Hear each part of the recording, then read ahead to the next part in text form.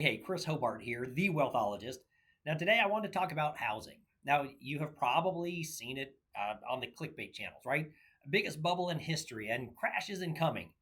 But I need you to take a breath because I'm here to tell you it's just not true. All right, let's roll the intro, and then I'm going to explain why the sky, it's just not falling.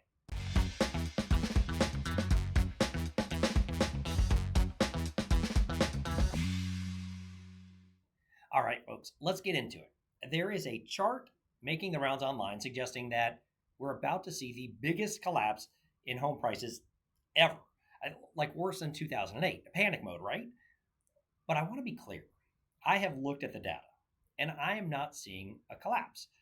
In fact, I'm seeing what I would consider a classic case of online overreaction. Surprise, surprise, right? All right. I want to put this into context. Back in 2000, home prices really were in a bubble. Now, why?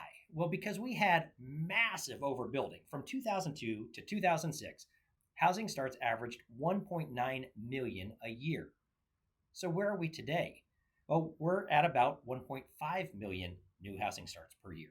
I got to tell you, that's a big difference.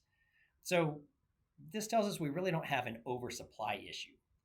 What we do have is restricted housing, really thanks to a couple of different things. We got some crazy zoning laws that exist. We've got some environmental regulations, some affordability policies that, ironically, make homes less affordable. And get this, government at all levels are spending over 35% of GDP, and the cost of government, including regulation, it eats up about 50%. That money, that's not going into housing or helping people afford it. Now, here's the kicker. One of the analysts sounding the loudest alarm about a crash today, well, they made the same exact prediction back in 2019. Now, since then, home prices, well, they're up a measly 57% adjusted for inflation. So I'm going to ask, if they were wrong in 2019, why are they suddenly right at this time? Now, sure, home prices, they are higher than ever. You can see that on Zillow and all the places, right? But that doesn't make it a bubble. Let's think of it this way. If we suddenly banned all new home construction, which no one's doing, so stay with me on this, but what would happen? Prices would shoot up, right? That's not a bubble. That's what we call scarcity. And that's the world that we're in right now. Too few homes and too many buyers. Now, here's something that is impacting prices: immigration enforcement. With fewer undocumented workers, labor is tighter, and that's pushing up building costs.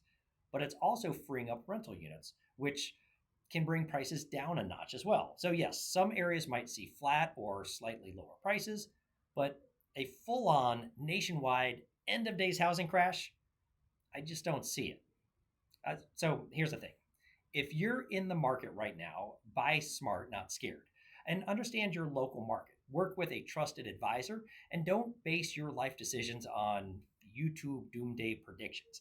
Plenty of those out there right now. Also, tell me in the comments below, are you feeling priced out of the housing market? Or do you think now is a good time to buy because prices are on their way up, up, up? All right, folks, I love having these conversations with you. Please like, share, and subscribe for more myth busting money talk with me, Chris Hobart, the Wealthologist. We'll see you soon.